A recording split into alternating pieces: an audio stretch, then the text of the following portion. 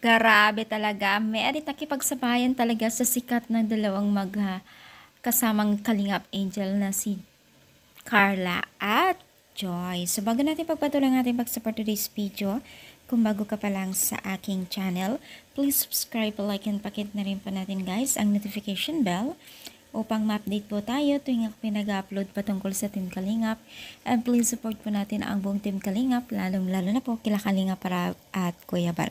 So for today's video nga po, no, ang ating pag-usapan po ay tungkol sa mga Kalingap Angels sa talaga naman pong marami pong humahanga po sa kanila dahil nga po sa kanilang angkin kakaibang karisma pagdating sa pagtulong o mga achievement nila ngayon.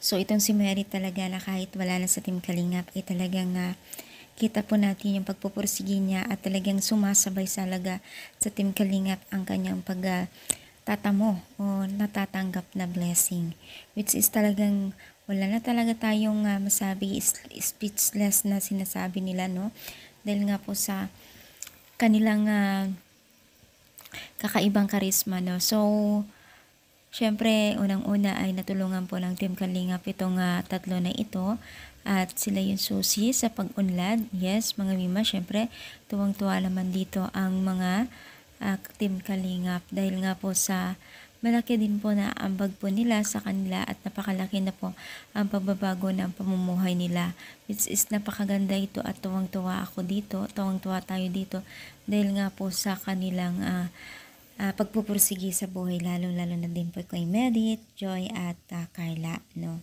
So sana tuloy-tuloy ang kapagiging isang humble nila, no. So ano masasabi ninyo? Comment down dito sa baba at palike po ang ating video. Thank you so much, more power, and God bless all guys.